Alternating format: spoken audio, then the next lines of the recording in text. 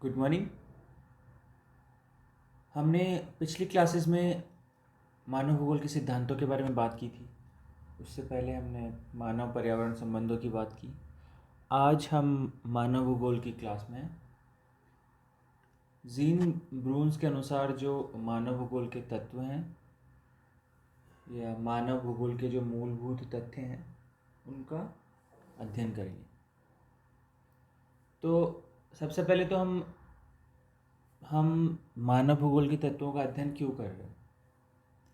तो जो मानव भूगोल का प्रमुख उद्देश्य है वो है प्राकृतिक और मानवीय क्रियाकलापों के मध्य समन्वय स्थापित करना। इसके लिए क्या आवश्यक है? इसके लिए आवश्यक है कि हम मानव और प्रकृति के मध्य जो रिलेशंस हैं उनमें जो इंटरडिपेंडेंस है या उनमें जो अंतर्निर्भरता है उसको समझें। ठीक है। और जैसा कि मानव भूगोल का जो केंद्रीय विषय है, मतलब जो केंद्रीय पक्ष है जो उसमें हम पढ़ते हैं, उसमें वो मेनली मानव के इर्द गिर्द घूमता है। ठीक है। मानव अपने प्राकृतिक आवास में अनुकूलन करता है, समायोजन करता है और उसको परिवर्तित करता है, जैसा कि हमने पिछले सिद्धांतों में पढ़ा। तो ये सब चीज़ें जो हम पढ़ते हैं, ये सब जो जिन कारकों का हम अध्ययन करते हैं, इनमें कौन कौन से कारक इंक्लूडेड हैं, तो उसके लिए हम हमारे सिलेबस में है जीन ब्रून्स जो भूगोल के तथ्य बताते हैं वो, और एल्सवर्थ हंटिंगटन। ठीक है। तो आज हम बात कर रहे हैं जीन ब्रून्स द्वारा बताए गए कुछ भौगोलिक तथ्यों की। ये भौगोलिक तथ्य क्या हैं? ये वो हैं जो मानव पर्यावरण संबंधों को प्रभावित करते हैं। ठीक है। तो जीन ब्रून्स और भौगोलिक तत्व। तो जीन ब्रून्स, इनका जीवन काल 1868 से लेके 1930 तक रहा। 1868 टू 1930 तक रहा। ये मानव भूगोल के प्रमुख एक विचारक, प्रमुख भूगोलवेत्ता रहे। इनके जो ये जिनका इन्होंने अनुकरण किया वो थे विडाल डी ला ब्लाश, जिनको फ्रांस में मानव भूगोल का जनक कहा जाता है। ठीक है। ब्लाश की जो परिपाटी थी उसको इन्होंने आगे बढ़ाया। ब्रून्स के जो मेन बुक्स हैं वो हैं ज्योग्राफी ह्यूमन या मानव भूगोल, और जो दूसरी इनकी किताब थी वो थी ह्यूमन डी ला फ्रांस, ज्योग्राफी ह्यूमन डी ला फ्रांस, अर्थात फ्रांस का मानव भूगोल। तो इनकी जो दूसरी किताब है फ्रांस का मानव भूगोल, वो एक प्रादेशिक बुक है। प्रादेशिक मतलब वो एक केवल एरिया स्पेसिफिक बुक है जहाँ की प्राकृतिक और मानवीय विभिन्नताओं का उन्होंने अध्ययन किया है। तो इस प्रकार उनकी जो दूसरी बुक है वो, दूसरी बुक का फर्स्ट खंड इनफैक्ट वो एक प्रादेशिक भूगोल का, उसमें प्रादेशिक भूगोल की बात की गई है। अब प्रोफेसर ब्रून्स क्या मानते हैं कि मनुष्य जो है वो पृथ्वी पर रहता है, अर्थात वो प्रकृति पर, पृथ्वी पर निर्भर है। उसकी जो आवश्यकताएं हैं, उसकी जो जिस जिस भी प्रकार की उसकी आवश्यकता है उनकी पूर्ति करने के लिए वह प्राकृतिक वातावरण के साथ अनुक्रिया करता है। ठीक है। इसका मतलब इंटरेक्शन करता है किसके साथ? प्राकृतिक वातावरण के साथ। और इसी क्रियाकलाप के द्वारा जो भौतिक पर्यावरण है उसको मानव परिमार्जित करता है और एक दूसरा प्रकार का पर्यावरण बनाता है जो है आपका सांस्कृतिक पर्यावरण, कल्चरल एनवायरनमेंट का वो निर्माण करता है। इस सांस्कृतिक पर्यावरण में अधिवास अर्थात सेटलमेंट्स, राजमार्ग, रोड्स, उद्योग धंधे, यातायात के साधन और अन्य वैज्ञानिक व तकनीकी विकास को सम्मिलित किया जाता है। और ये तकनीकी विकास कहाँ से आया है? यह जो इसका जो निर्माण है वो कैसे किया है? मनुष्य ने अपने बुद्धि कौशल से किया है। ठीक है। अपने इंटेलिजेंस के आधार पर मानव विभिन्न प्रकार की अंतर्क्रियाएं करता है, किसके साथ? भौतिक पर्यावरण के साथ, और एक नया प्रकार का पर्यावरण बनाता है जिसको बोलते हैं सांस्कृतिक पर्यावरण। इस सांस्कृतिक पर्यावरण में आपको क्या दिखेगा? अधिवास, राजमार्ग, उद्योग धंधे, यातायात के साधन और भी बहुत सारे तकनीकी विकास।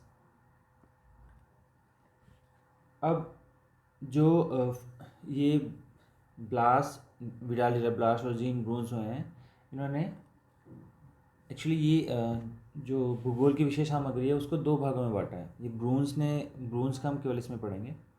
तो ब्रून्स जो है मानव भूगोल के तथ्यों को विभाजन जब वो करते हैं तो उसको दो आधारों पर करते हैं। पहला होता है उनका जो आधार वो है सभ्यता का विकास या इवोल्यूशन ऑफ सिविलाइजेशन के आधार पर वो उनको वर्गीकृत करते हैं। और दूसरा उनका जो है वो है उनका यथार्थ वर्गीकरण या पॉजिटिव क्लासिफिकेशन। ठीक है। तो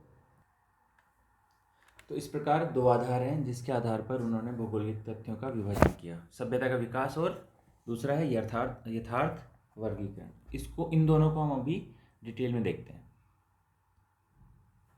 देखो, सभ्यता के आधार पर मानव भूगोल को जो वर्गीकृत किया है, तो मानव भूगोल के तत्वों को चार उपविभागों में वर्गीकृत किया गया है। वो उपविभाग कौन कौन से हैं?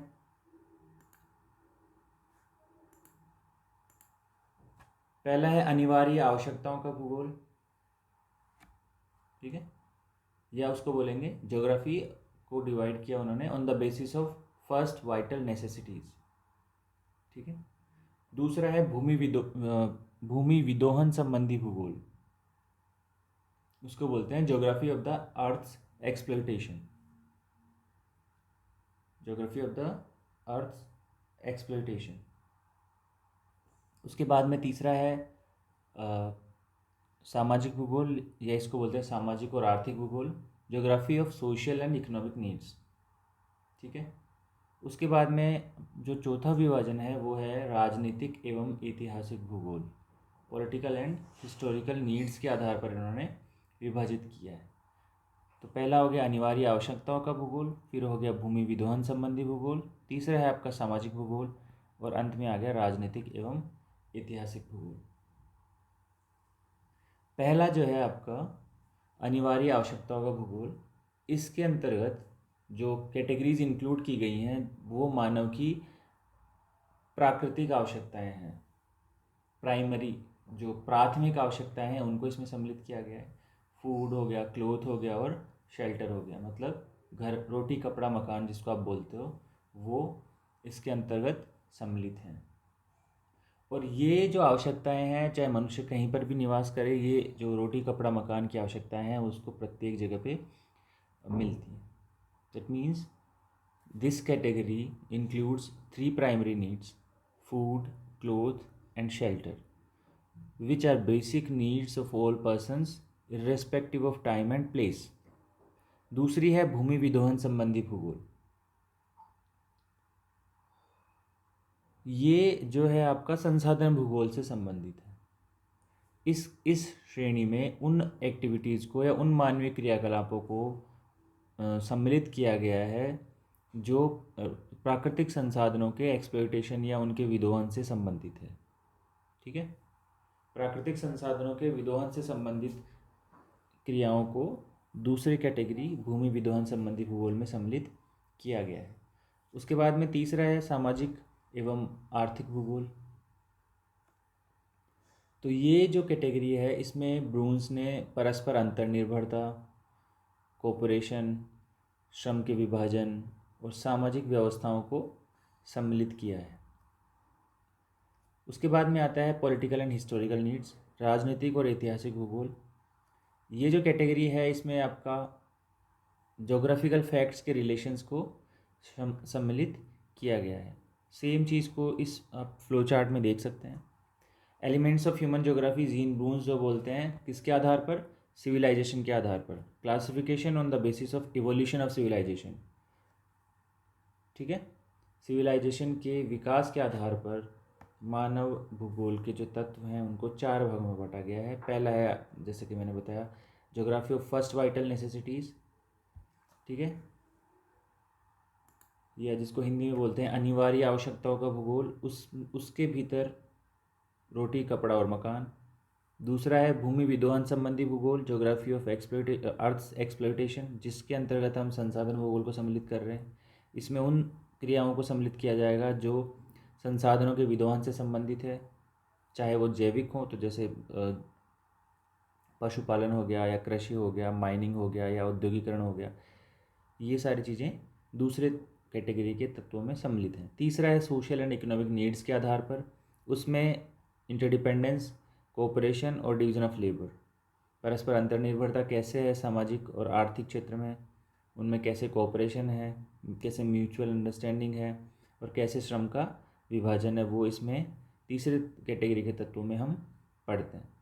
लास्ट इन्होंने जो बताया है वो है कि मानव की पॉलिटिकल और हिस्टोरिकल नीड्स क्या हैं, मानव की राजनीतिक और ऐतिहासिक आवश्यकताएं क्या हैं, उसके आधार पर पॉलिटिकल एंड हिस्टोरिकल तत्वों को अध्ययन करेंगे।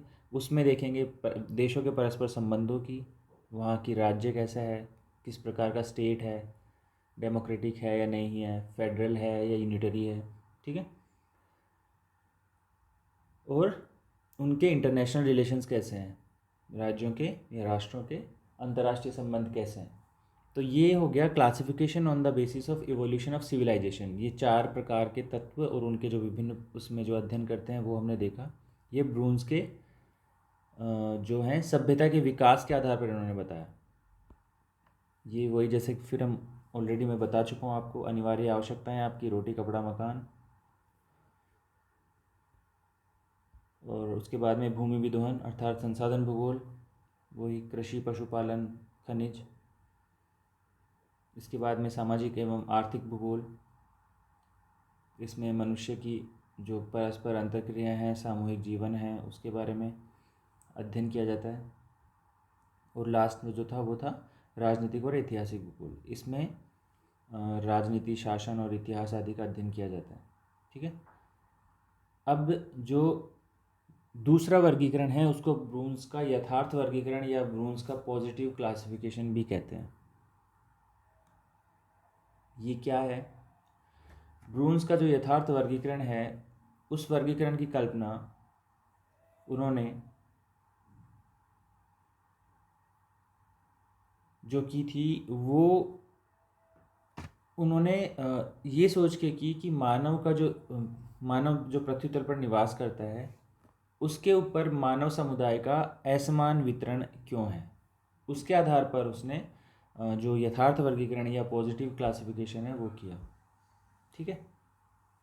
उसने कहा या उन्होंने अनुभव किया कि जो प्रतिकूल प्राकृतिक भूआकार हैं वहाँ पर जलवायु की विषमता पाई जाती है और वहाँ पर इस वजह से वो स्थान जनविहीन है, ठीक है। और जहाँ पर भी अनुकूल भौगोलिक परिस्थितियाँ पाई जाती हैं वहाँ पर जीविकोपार्जन या आजीविका के साधन अच्छे हैं, सर्वसुलभ हैं। इस कारण से वहाँ पर जनसंख्या सघन पाई जाती है। अब जो ब्रून्स है उन्होंने मानव भूगोल के तथ्यों का सांस्कृतिक तथ्यों के आधार पर वर्गीकरण किया, और इस जो आधार है जिसमें उन्होंने सांस्कृतिक तथ्य लिए हैं उसको यथार्थ वर्गीकरण की या पॉजिटिव क्लासिफिकेशन की संज्ञा दी जाती है, ठीक है। यह वर्गीकरण बहुत सरल है एवं काफ़ी लोकप्रिय भी है। इन सांस्कृतिक तथ्यों को भी 3 प्रमुख और प्रत्येक के 2-2 उपविभाग हैं। इसके आधार पर हम कह सकते हैं कि जो ब्रून्स का यथार्थ वर्गीकरण है उसमें कुल 6 उपविभाग हैं। 6 उपविभागों में उसको विभक्त किया गया है। अब हम देखते हैं कि इसमें इन्होंने कौन कौन से 6 उपविभाग बताए हैं। तो जो यथार्थ वर्गीकरण है उसमें 3 भागों में बांटा है ब्रून्स ने। पहला है भूमि के अनुत्पादक कार्य या unproductive occupation of the land. दूसरा है आपका पशु और वनस्पति पर विजय, ठीक है। ये कंसेप्ट नहीं आएगा, conquest on off plants and animals. तीसरा है भूमि के विनाशात्मक कार्य या destructive occupation of the land. तो इसमें आप देखोगे इनको प्रत्येक को भी 2-2 भागों में बांटा गया है, ठीक है। तो जो पहला है अनप्रोडक्टिव ऑक्यूपेशन ऑफ लैंड या भूमि के अनुत्पादक कार्य, उसको 2 भागों में बांटा गया। पहला है आपका उसमें निवास स्थान या घर, हाउसेस, और जो दूसरा है वो रोड्स हैं। इसमें जो निवास हैं या सेटलमेंट हैं आपके हाउसेस हैं उसको रूरल हाउसेस, अर्बन हैबिटेशंस और रूरल हैबिटेशंस दोनों में डिवाइड किया गया, ठीक है। उसके बाद में दूसरा है जो facts of plants and animal conquest पे डिपेंड हैं वो हैं आपके कृषि, और दूसरा है पशुपालन। तीसरा जो है भूमि के विनाशात्मक कार्य, फैक्ट्स ऑफ डिस्ट्रक्टिव एक्सप्लॉयटेशन, जिसमें एक्सप्लॉयटेशन की बात है, विदोहन की बात है, ठीक है, संसाधनों के दोहन करने की बात है। उसमें दो प्रकार का है, पहला है खनिजों का एक्सप्लॉयटेशन, और दूसरा है वनस्पति और पशु विनाश। ठीक है, तो सेम चीज़ इस फ्लो चार्ट में आप देख सकते हो। 3 फैक्टर हैं। पहला है अनप्रोडक्टिव ऑक्यूपेशन ऑफ सॉइल, उसमें आपके सेटलमेंट और रोड, अर्थात निवास, अधिवास और परिवहन के साधन जिसमें रोड है। दूसरा है प्लांट्स एंड एनिमल कन्क्वेस्ट, पहला है आप में कल्टीवेशन ऑफ प्लांट्स और दूसरा है डोमेस्टिकेशन ऑफ एनिमल्स। तीसरा है फैक्ट्स ऑफ डिस्ट्रक्टिव एक्सप्लॉयटेशन, उसमें है आपका प्लांट्स एंड एनिमल डिवास्टेशन और दूसरा है एक्सप्लॉयटेशन ऑफ मिनरल्स। तो इसको थोड़ा सा हम एक बार देख लेते हैं कि इसमें वो क्या कहना चाहते हैं। ठीक है, तो पहला है आपका भूमि के अनुत्पादक कार्य।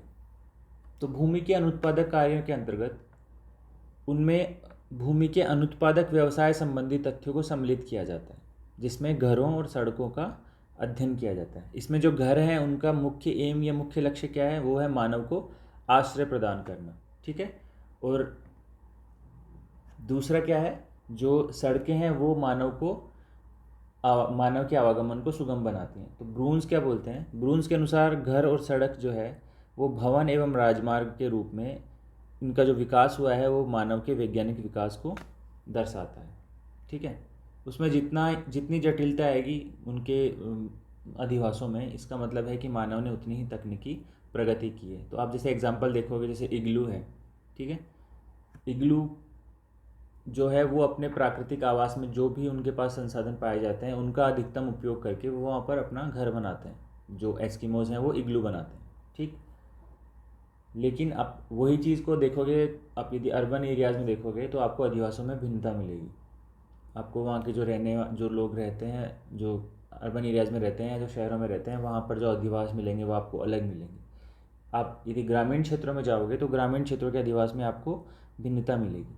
ठीक है, और ये भिन्नता का कारण क्या है, उसके 2 मेन कारण हैं। पहला है वहाँ की जो आवश्यकताएं, वहाँ की जो प्राकृतिक परिवेश है वो कैसा है, और दूसरा वहाँ का तकनीकी विकास किस प्रकार हुआ है। दूसरा जो है पशु और वनस्पति पर विजय, conquest of plants and animals. इसमें हम जो अध्ययन करते हैं वो करते हैं कृषि और पशुपालन का, अर्थात इस तथ्य के अंतर्गत कृषि और पशुपालन को सम्मिलित किया जाता है। ठीक है, प्रारंभ में मनुष्य अपने भोजन संबंधी आवश्यकताओं के लिए केवल फल एकत्रण और आखेट या पशुओं के शिकार पर निर्भर था, किंतु धीरे धीरे क्या हुआ, तकनीकी विकास हुआ, मानव ने बीज एकत्र करके खेती करना सीखा। ठीक है, इस प्रकार पशुओं का वो शिकार नहीं करने लग गया, अभी उन्होंने उसको पालतू बनाना सीखा। इस प्रकार क्या हुआ, खाद्यान्नों का उत्पादन बढ़ा, दूध, इसके अलावा जो अन्य दुग्ध उत्पाद हैं उनका उपयोग किया गया। पशुओं का उपयोग परिवहन के लिए भी किया जाने लगा। तो दूसरे शब्दों में मनुष्य ने पौधों और पशुओं को पालतू बनाकर उन पर विजय प्राप्त कर ली। इसीलिए ये है कि पशु और वनस्पति पर विजय। तो उसके अंतर्गत हमने 2 चीज़ पढ़े हैं, उसके अंतर्गत 2 तथ्यों का अध्ययन करते हैं, एक है कृषि और दूसरा है पशुपालन। ठीक है, जो तीसरा है वो सबसे इम्पोर्टेंट है, वो है भूमि के विनाशात्मक कार्य, destructive occupation of the land. इसमें उन सभी आवश्यकताओं या मानव की उन सभी आवश्यकताओं की पूर्ति के लिए किए गए कार्य सम्मिलित हैं जिससे भूमि का विनाश होता है। ठीक है, मनुष्य द्वारा अपनी विभिन्न आवश्यकताओं की पूर्ति के लिए किए गए वो कार्य जिससे भूमि का विनाश होता है या संसाधनों का क्षय होता है, भूमि के विनाशात्मक कार्य कहलाते हैं। इसके अंतर्गत भौतिक संसाधनों का जो विदोहन होता है या भौतिक संसाधनों का जो विनाश होता है उसके अंतर्गत हम पढ़ते हैं खनिज विदोहन। और आर्थिक जो संसाधन हैं, जो आपके जैविक संसाधन हैं, जैसे वनस्पति और पशु या वनस्पति और जितने भी प्रकार के वन्य जीव हैं उनका जो विनाश होता है उसको बोलते हैं हम वनस्पति और वन्य जीव या वनस्पति और पशु का विनाश। देखो, आर्थिक क्रियाओं के अंतर्गत जो प्राकृतिक संसाधन है उनका निर्ममता से विदोहन, इसको बोलते हैं आर्थिक लूट। ये इसको कहते हैं आर्थिक लूट। इसको ब्रून्स ने इसके लिए वर्ड यूज़ किया है, आर्थिक लूट, या इसके लिए वो बोलते हैं रोबर इकोनॉमी। Rober economy. तो रोबर इकोनॉमी वर्ड जो अपने तथ्यों को बताने में यूज़ किया वो है जीन ब्रून्स ने। इसके लिए वो दूसरा वर्ड भी देते हैं, उसके लिए वो ये यूज़ करते हैं इकोनॉमिक प्लंडर। इकोनॉमिक प्लंडर अर्थात संसाधनों का ऐसा विदोहन जिससे कि वो अगली पीढ़ियों के लिए उपलब्ध ना हो। तो वर्तमान समय में आप देखोगे जितना भी प्रकृति के संसाधनों का अविवेकपूर्ण उपयोग किया जा रहा है, वो क्यों किया जा रहा है? क्योंकि भौतिकवाद में मनुष्य द्वारा उनका अधिकतम उपयोग वो मानव करना चाह रहा है, ठीक है, उनका विवेकशील उपयोग नहीं कर रहा है। इसी वजह से आपको क्या समस्याएं उत्पन्न हो रही हैं? पारिस्थितिकी असंतुलन, एनवायरमेंटल में जो एनवायरमेंट या पर्यावरण में जो बैलेंस है, इकोसिस्टम में जो बैलेंस है, इक्विलिब्रियम है, वो ख़राब हो रहा है। तो पारिस्थितिकी असंतुलन उत्पन्न हो रहा है। इसके अलावा बहुत सारी प्राकृतिक समस्याएं, जैसे मरुस्थलीकरण आप देखोगे, ठीक है। इसके बाद में जो अभी चल रहा है ग्लोबल वार्मिंग या वैश्विक तापन, ऐसी जो समस्याएं हैं वो क्यों हैं? वो तीसरे तथ्यों के कारण है। उसमें क्या है कि हम उनका जो विदोहन है या उनका जो यूज कर रहे हैं, उनको जो निकाल रहे हैं, वो अविवेकपूर्ण ढंग से निकाल रहे हैं, ठीक है। तो ब्रून्स के जो तत्व हैं उसका हमने 2 तथ्यों के आधार पर अध्ययन किया है। पहला है आपका, जैसे कि मैंने बताया, ह्यूमन सिविलाइजेशन के आधार पर या मानव सभ्यता के आधार पर। मानव सभ्यता के आधार पर उन्होंने 4 प्रकार बताए हैं। और जो दूसरा है उनका, वो essential facts of human geography on the basis of positive, यथार्थ उसके ऊपर, ठीक है। जो यथार्थ क्लासिफिकेशन है उसमें उन्होंने 6 तत्व टोटल बताए हैं: settlement, road, cultivation of plants, domestication of animals, plants and animal devastation और एक्सप्लॉयटेशन ऑफ मिनरल्स। तो ये दोनों वर्गीकरण, जो दोनों आधारों पर किया गया वर्गीकरण, आपको दोनों पढ़ने हैं इसमें, ठीक है। नेक्स्ट क्लास में हम देखेंगे एल्सवर्थ हंटिंगटन द्वारा बताए गए भूगोल के तत्व।